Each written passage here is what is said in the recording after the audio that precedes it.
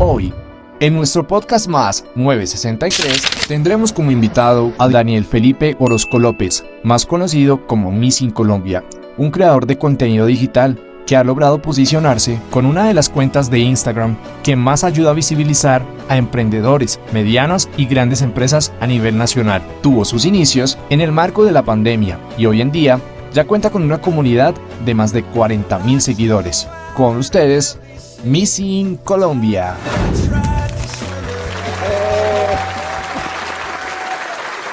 Hasta que por fin lo convencí, Daniel Felipe Orozco López, más conocido como Missing Quindío. Bienvenido. Missing Colombia ya. Sí, muchísimas gracias a ustedes. Ahorita vamos a hablar de eso. Es un punto importante que podemos tocar. ¿Cómo te sientes? No, muchísimas gracias de verdad por la invitación. Espacios que le sirven al departamento y en general a Colombia, que permiten crecer. Oiga, lo había invitado desde hacía rato, pero el man vive supremamente ocupado, pero por fin lo tenemos aquí en podcast porque queremos hablar muchísimo de toda tu trayectoria, de todo lo que haces, pero iniciemos por el principio. ¿Dónde naciste? Esa historia es bien curiosa. Yo no soy del Quindío, empezando por ahí. Yo nací en Boyacá, pero a mi mamá la trasladaron muy joven, bueno, muy joven no, sino cuando nosotros estábamos muy jóvenes aquí al Quindío y estamos como desde el 2005.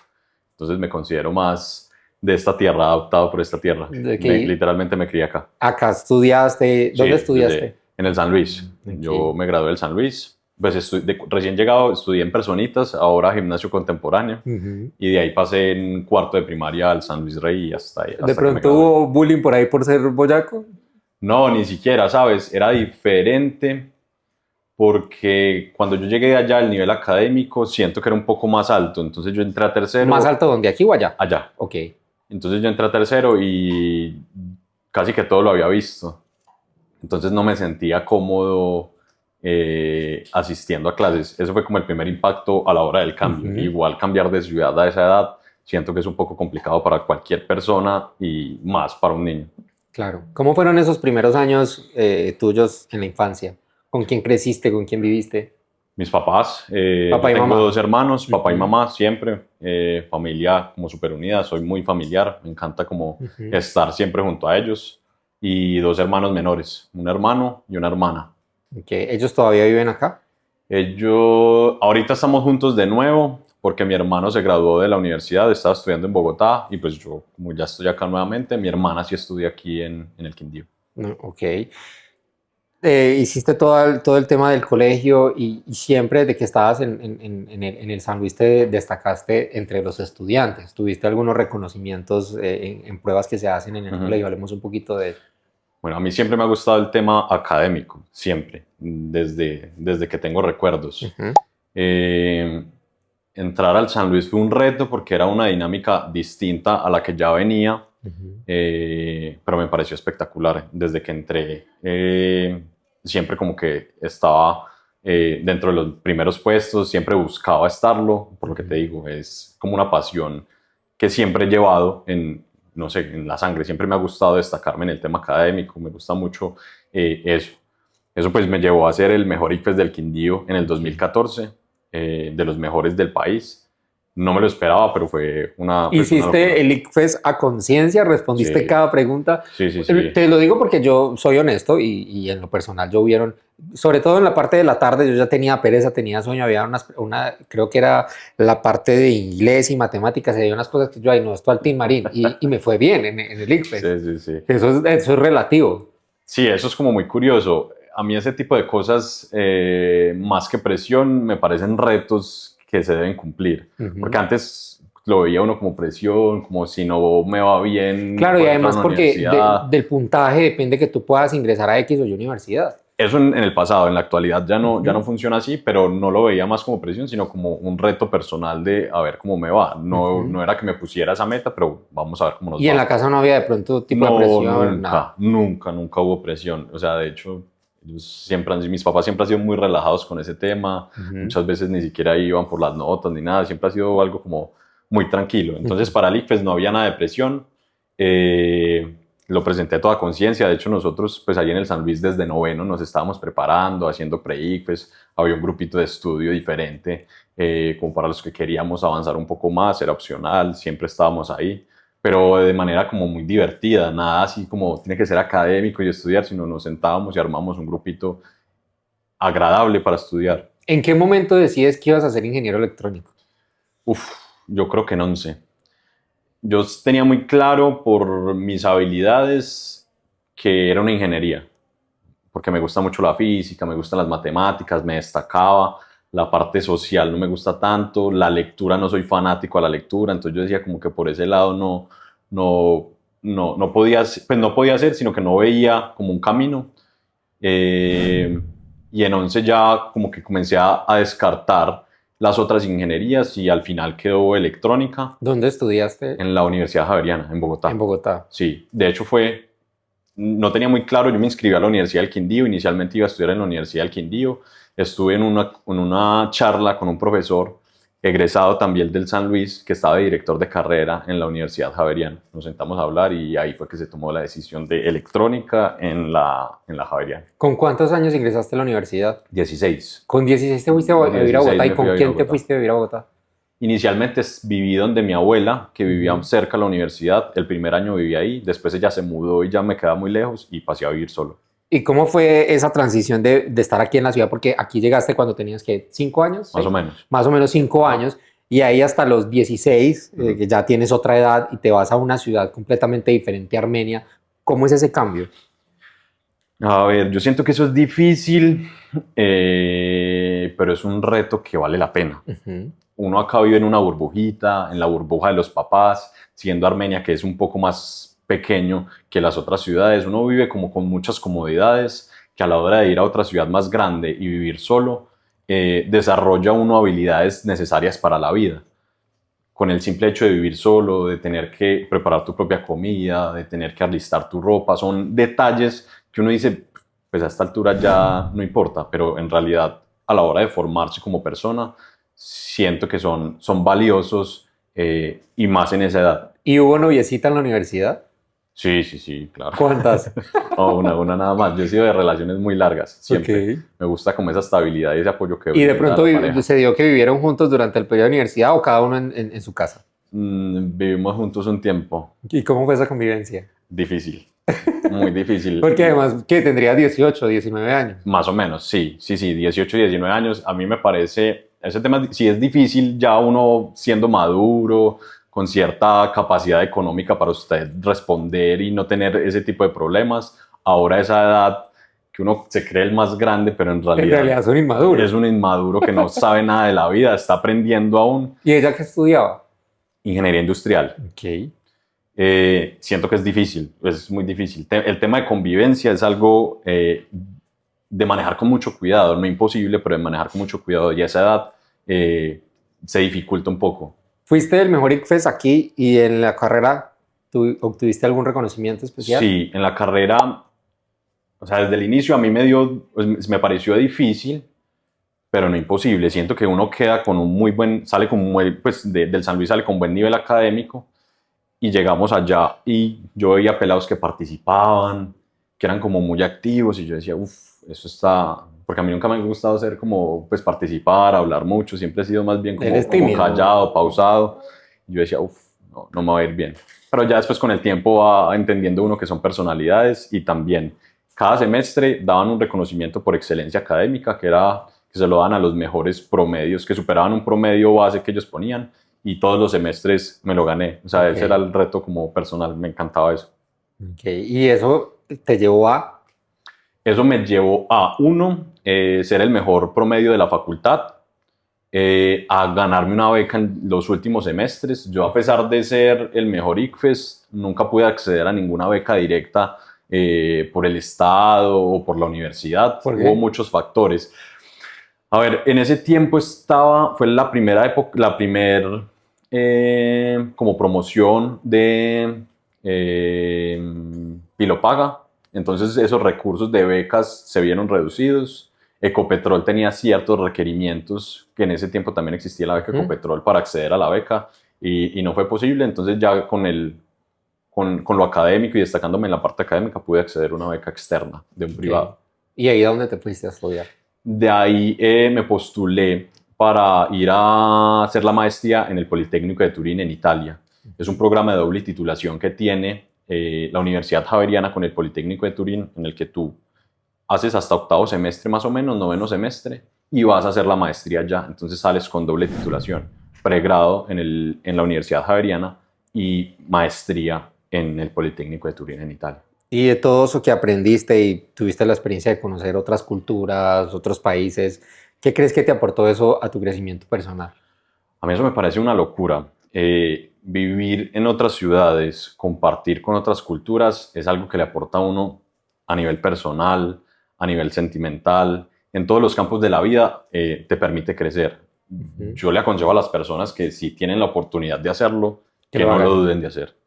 O sea, es difícil, o sea, no estoy diciendo que sea simple, pero uno viene con una mentalidad totalmente distinta, con ideas renovadas, llega acá nuevamente y dice como, uff, es que de verdad puedo hacer cosas que vayan más allá sin mucho esfuerzo. Se da uno cuenta como de las capacidades y del potencial que tiene. Uno estando allá, pues al compararse con países primermundistas, pues con estudiantes de países de primer mundo, dicen, es que no tengo nada diferente con él, puedo ser igual o hasta mejor. No tenemos ninguna diferencia con ellos. En cuanto a nivel educativo, en cuanto a nivel social, tal vez hay muchas brechas, pero no tenemos nada que envidiarle a la educación de allá, ni en capacidades, ni en absolutamente nada. Después de que te gradúas, vives en Europa, ¿en qué momento llega a tu vida el incursionar en las plataformas digitales? Que es donde hoy en día la mayoría de las personas te conocemos. Yo te conocí en 2020, 2021, creo que por ahí, y estabas apenas arrancando con la cuenta. ¿De dónde nace la idea? ¿Cómo creaste el proyecto a lo que hoy día es?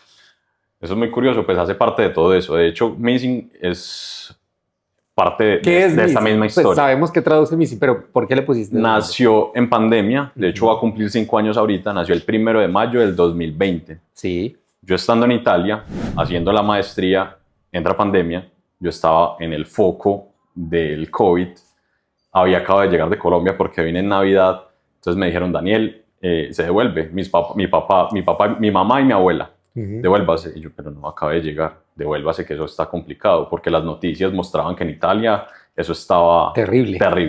Pero nosotros normal. De hecho, dicen que el foco comenzó en Milán ese fin de semana. Yo estuve en Milán, estuvimos paseando porque estaba celebrando mi cumpleaños. Todo súper normal. ¿Y no te dio...? No, nada. Por una amiga que fue a pedirme un favor, me dijo, váyase, pues vámonos. Y yo no. Al final decidí comprar vuelo. Entré a España de los últimos vuelos que entraron porque toda Europa cerró frontera con Italia. Y después viniendo a Colombia, cuando iba, pues ya después de llegar fue que me di cuenta, cuando íbamos en el vuelo, fue que el presidente decidió cerrar frontera con Europa. Entonces yo creo que llegué en los últimos vuelos antes de que cerraran absolutamente todo. Daniel Felipe Orozco es boyacense de nacimiento, pero llegó al departamento del Quindío en el año 2005. Estudió en el Colegio San Luis Rey y desde muy niño mostró sus habilidades académicas, logrando obtener el mejor puntaje en las pruebas Saber 11 en 2014. Daniel es ingeniero electrónico de la Universidad Pontificia y hoy en día es uno de los creadores de contenido en turismo más destacado en las plataformas digitales. Y ya pues llegué, hice pues la cuarentena sin problema y quedaba mucho tiempo libre. Yo seguía estudiando igual la maestría y siempre había querido hacer un proyecto de alto impacto para el departamento inicialmente, porque inició siendo Missing Quindío. Pero no sabía cómo hacerlo. Comencé a pensar y salió esa idea, pero nunca esperé el impacto que iba a tener. ¿La idea te salió a ti solo o en compañía? Yo siempre lo tomo en comunidad, porque siempre hay mucha gente que me rodea, mis hermanos, mi novia, mi familia. Consulto mucho, me gusta obtener varias opiniones a la hora de tomar una decisión. Sí. Y entonces nació Missing, que inició siendo, de hecho, por eso el nombre, las cosas que uno extrañaba por pandemia. Okay. ¿Por qué nos surge la idea? Porque nosotros, hablando personalmente, cuando estaba en Bogotá extrañaba muchas cosas del Quindío. Okay. Que a pesar de que allá podía encontrar algo mejor, no podía encontrar lo que encontraba específicamente aquí en el Quindío. Ya hay cosas que no se encuentran. No sé, los chorizos de la Castilla. Allá puedo encontrar un chorizo que puede ser mejor, pero no hay como ese maduro y ese chorizo de la Castilla. Y estando en Italia, pues aún peor. Se extraña la familia, la comida, las costumbres. esa fue parte de la idea. Y entonces en pandemia todos estábamos igual. No podíamos salir a comer, Claro. no podíamos ir a ningún evento, no podíamos ni siquiera estar con la familia. Fue el momento de que esos sentimientos se unieran y que mucha gente se viera identificada con lo que estábamos haciendo. Y ahí nació Missing. Ahí nació Missing. Comenzamos publicando imágenes de lo que se extrañaba, imágenes chistosas. ¿Cuál fue el primer video? Sabes que en ese momento no habían videos, Eran fotos. Eran puras fotos, entonces eran imágenes escritas, intentamos vincular a la comunidad, entonces todos los que enviaban el aporte quedaba con el nombre abajo y con la edad y ya, eso era como un tú a tú, que era lo que, inicialmente eso era lo que queríamos, vincular a las personas para que ellos hicieran sus aportes. ¿Y en qué momento o cuál fue como ese video que fue como el trampolín y el que te despegó? Nosotros comenzamos a publicar el 1 de mayo. Para el 3 de mayo yo dije, ya las imágenes estaban, uno pasaba historias y ya estaban en las historias del Quindío. Y yo decía, qué locura. No tengo una imagen clara, pero me acuerdo de unos 3 aportes que yo dije, fueron claves. Extraño las 2 horas de trancón para ir a Cocora, por ejemplo, ahorita en Semana Santa que colapsa. Yo decía como, extrañar cosas que en realidad no nos gustaban mucho, pero que la pandemia te lo hacían extrañar. Era una locura. 2, extraño comer en familia, que era algo que nos impedía la pandemia por completo. Y 3, que ya pasando al tema del humor, era como extraño salir a comer y llegar con hambre. Entonces eran como cosas muy variadas, pero que la gente se podía sentir identificada, y siento que eso fue lo que permitió que le diera ese impulso y que estuviera en varias personas y llegara principalmente al Quindío. ¿Y en qué momento pasa la transición de ser Missing Quindío a Missing Colombia? Hace un año, exactamente. ¿Cómo fue ese proceso? Difícil. Yo hace mucho lo había pensado, pero me daba miedo porque uno forma un nombre. De hecho, mira cómo nos pasó al principio. O sea, ya es Missing Quindío y ya la gente lo conoce a uno. Claro, y además que todos aquí, los creadores de contenido aquí en el eje cafetero, que pues nos conocemos, que somos colegas, que vamos a diferentes eventos, pues todos te conocen. Ay, no ha llegado Missing, ¿dónde está Missing? Nadie, de hecho, yo diría que nadie te conoce como Daniel, todos te conocemos como Missing. Total. Y de repente yo un día estaba buscando, yo ya no es Missing Quindío, ya es Missing Colombia. ¿Qué pasó? ¿De qué me perdí? Me buscan empresas de afuera. Okay. Y solo por el Quindío me decían, es que usted es del Quindío. O sea, ese nombre te restringe muchísimo. No sé cómo puedes apoyar tú siendo Missing Quindío, publicando un negocio de Medellín o de Bogotá. Claro. Y yo no, eso no puede pasar. No puede ser. Esto ya es a otro nivel. Sí, ya es a otro nivel. Entonces decidí cambiar el nombre. De hecho, fue como por esta misma época, como por mayo, coincidía como con el aniversario. Yo dije, ya, en un día yo dije, me levanté, ya es hoy, lo cambié y lo que tenga que pasar. Y el logo cambió todo. Sí, pues en general fue pasar de Quindío a Colombia, porque todo conservó la misma imagen, los mismos colores, todo. Exactamente todo, sí, lo único que cambió era Quindío por Colombia. Pero mira que después de eso publiqué un video en Copa América y se fue tardísimo, que eso ha sido el video con más alcance de Missing. Okay. Yo digo que es precisamente también por ese cambio de nombre, donde hubiera seguido con el Quindío, claro, tal vez no hubiera tenido ese impacto que el tuvo. Impacto, ajá. Entonces son cosas que pasan por algo, todo es como muy medido. Y ahora... Entonces pienso muchas cosas que uno se restringe a hacer, lo que hablamos ahorita, que no grababa uno por miedo, sino hay que iniciar, hay que lanzarse y hacerlo. Y ahora te tengo la pregunta del millón. Un ingeniero electrónico creando contenido, ¿cómo se da esa fusión? Eso es difícil. Yo no era mucho de redes sociales. De hecho, tú te metes a mi perfil personal y tengo 4 fotos. La última que publiqué fue hace 4 años. Pero entonces cuando se dio la oportunidad de que vi que eso estaba viral, que estaba en todo lado, que crecimos en seguidores de manera impresionante, yo dije, listo, acá se puede hacer algo, podemos hacer las cosas diferentes. Podemos comenzar a hacerlo desde lo que yo sé. ¿Qué pasa? ¿Puede funcionar? Puede que no. Al principio funcionaba, hay cosas que sí, hay cosas que no. Pero intento hacerlo desde lo que yo conozco y desde lo que he aprendido. Claro. De hecho, eso lo intenté conectar mucho con mi carrera porque yo hago filtros de Instagram. O hacía, porque hasta enero se acabaron por completo los filtros de Instagram. ¿Y por qué? ¿Ya no se pueden generar? Meta los abolió, no hay... Pero los que hiciste están vigentes, ¿sí? O sea, ya no existen. O sea, los filtros que hay en este momento en Instagram son muy pocos. Y entonces mi filtro desapareció. Ay, chicos, yo tenía ahí filtro porque Daniel creó un filtro para mí, para mi cuenta de Instagram, y creo que ese fue uno de los que también se viralizó Muy virales, muchísimo. muy virales. Entonces, los filtros son completa programación. Ok, Entonces, permite inteligencia artificial no mucho, sino realidad aumentada. Con todo eso jugamos para ofrecérselo a las marcas y a cuentas personales como la tuya, para claro. de una u otra manera darle otro toque a su contenido diario. Pero sí, Instagram tomó la decisión y no sabemos hasta ahora qué ha pasado. Esa era mi forma de conectar. Hoy día, ¿tu fuente de ingreso netamente es la cuenta de Instagram o te dedicas a otras cosas? No, yo me dedico a otras cosas. Yo estoy muy metido en el tema del turismo, Ujú, en el tema de hospedaje para turistas, en la Tebaida. Eso es una fuente de ingresos. El tema de los filtros era una fuente de ingresos ujú, adicional. Y Missing como tal. ujú. Entonces son como varias cositas en las que nos podemos mover. Hemos hablado de todo, de tu carrera, de tus estudios, lo que haces, el proyecto y cómo está el corazón de Missy. Bien, enamorado. ¿Sí? ¿Cuánto llevan? Nosotros llevamos casi 6 años. Llevamos mucho tiempo. ¿Cómo se Como te conocieron? digo, a mí me gustan las relaciones Largas. estables, ¿Cómo se largas. conocieron? Tenemos amigos en común, ella es de acá también. Entonces, Ella está aquí, está detrás de cámaras aquí en el set. Está escuchando. sí, sí, sí, eso fue muy curioso porque de hecho fue una relación a distancia. Nos Ok, separamos por pandemia, volvimos, pues siempre estando juntos, hablo de separado en distancia. ok. Entonces ha sido una historia curiosa, me parece linda. Pero ¿quién los presentó? ¿Cómo fue ese primer momento? Nosotros nos encontramos en un centro comercial, hablábamos por redes sociales y nos Ujú. encontramos en un centro comercial, pero como amigos, porque hablábamos como amigos. Nos tomamos un cóctel y a partir de ahí fue que Y tú desde que la viste te flechó. sí, no, eso fue muy curioso porque de hecho esa primera vez que nos encontramos yo tenía novia, eh, Yo quiero que le filmen la cara a ella. pero o sea, fue un encuentro casual, súper casual, nos tomamos un cóctel y ya está. Ok. Después de eso, de hecho, dejamos de hablar y volvimos a encontrarnos a los meses y ahí fue que pasó todo.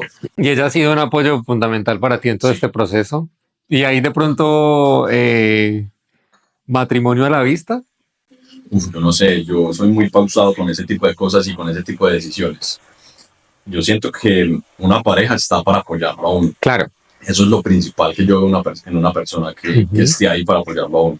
Y sí, es fundamental en todo. El de la pandemia fue muy difícil, el tema de estudiarle fue muy difícil y ella está ahí siempre para apoyarlo a uno en esas decisiones importantes que siento que es primordial. Tu proyecto va llegando a los 5 años. Ajá. ¿Qué hay para mí en este resto de 2025 y de cara al futuro?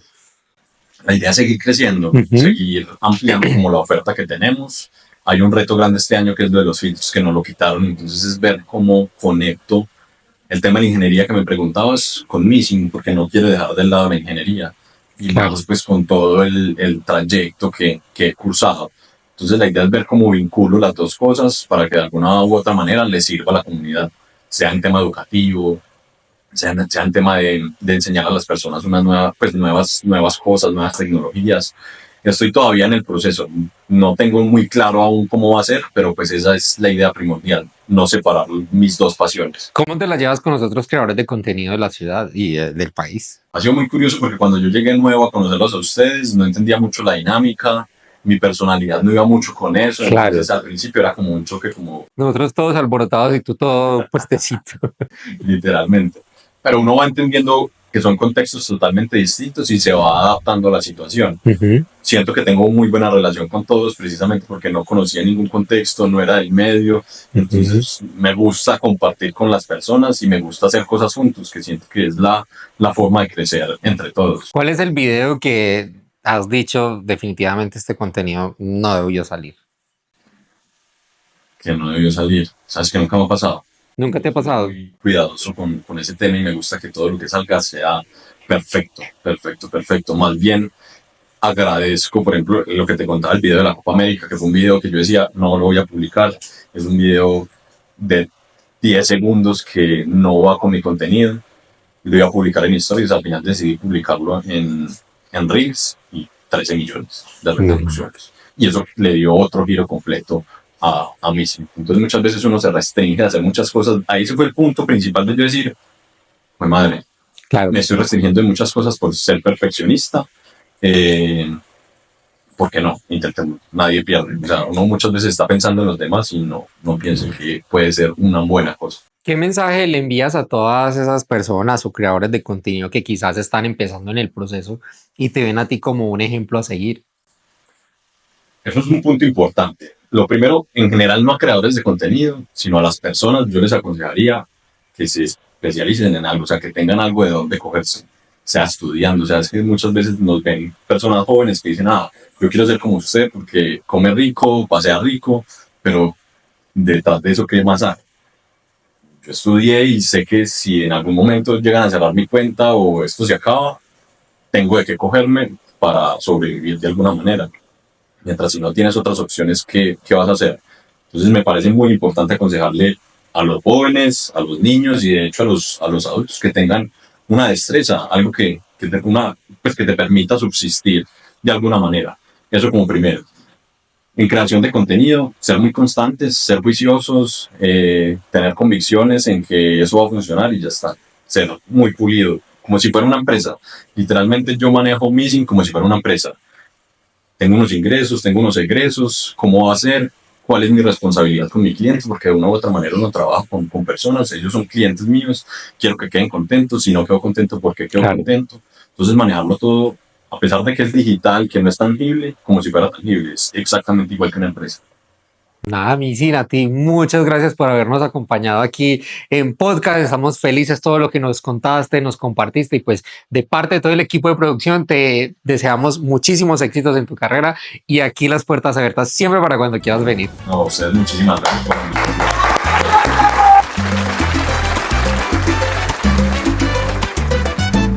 Más 963, donde todo prende, un espacio vibrante que nunca se entiende. David y Bombos con su chispa bravía, entrevistan estrellas con su propia melodía. Más